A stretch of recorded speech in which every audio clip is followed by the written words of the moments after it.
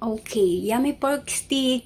Una kong ginawa, minarinate ko lang po yung pork. Nandyan na po yung sa screen, yung mga pampalasa. Tapos, nag-chop po ako ng onion, ng spring onion, saka may yellow bell pepper din po akong ilalagay. Ano lang po yan, sa akin lang po yan. Yung gusto ko lang na lagyan. Pero pwede namang hindi pong lagyan kung gusto mo. Ayan. Pinabilisan ko na dyan yung pag-chop ko para... At yun na nga, may tumawag. Hindi ko alam ang ano. Para yun sa door para ma-open siya. Kasi iaangat mo lang yung intercom tapos may pipinduti kang lock din. Ayun na. Ayun na. Back to reality na. Nagpainit lang ako ng mantika dyan sa kawali. Kasi yung pork, ipiprito po natin yan. Para, basta yun yung way. Yun yung way. Piprito mo muna yung pork. Saka mo siya ilalagay ng mga, yung ano niya, marinade niya, saka mo na lang ilalagay. Pero yung sa akin, iba. Oh. Ganyan.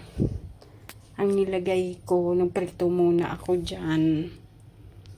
Ayan, medyo matilamsik dyan sa part na yan. Kaya, ingat-ingat po rin tayo kahit papano sa pagluluto para hindi naman tayo madisgrasya. Okay, keep going. Ayan na po. And lastly, yan na. Then, diba, mukhang yummy na siya.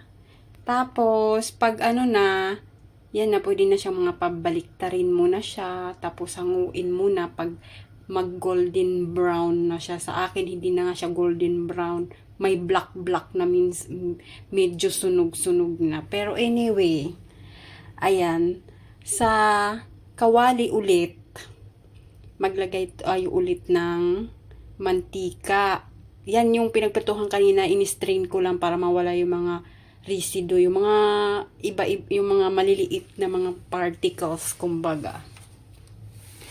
Din yan, gigisa na natin yung onion. Yung onion nga pala, yung maliliit, yung mga durog-durog, yan yung inuna kong panggisa. Tapos yung medyo magaganda, yun yung pang-garnish natin kineme mamaya. Ayan na, lagyan ko na yung karne na prinito dyan. Sa akin, ang una kong ginawa dyan, naglagay muna ako dyan ng, di ba ganyan dry siya, naglagay ako ng water. Para kumulo pa siya, para lumambot-lambot pa yung karne. Kasi yung karne medyo matigas yan kasi di ba lalo na yung sa akin medyo crunchy look na. Parang mayami na siya.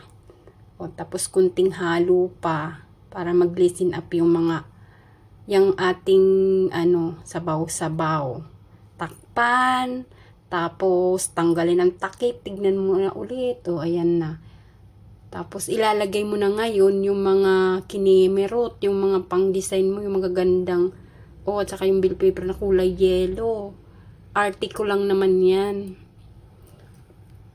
Tapos maglagay-lagay ka na ng sprinkle mo na ng spring onion na kulay green. Yung kulay green niya, yung pinakadulong dahon niya. Ayun. Ano mo yan siya, sprinkle kinemerot. Diba? Yan, mukhang masarap na siya. Mukhang masarap. Okay, tchadan! Ayan na. Sprinkler ng kinemerot. Spring onion lang yan. Tapos, tchadan! Ayan na. And, ilalagay na natin siya sa magandang plato. Diba? Napaka-yummy na niya. Thank you guys. Happy eating! Tapos di ko pala nabanggit, yung pinagmarinitan nilagay ko yun kanina. Yung pagkatas ko ng water, tas nung nag-evaporate na yung maraming nilagay ko din po yung yung minarinitan natin. And then, yan na po. Bye! Thank you!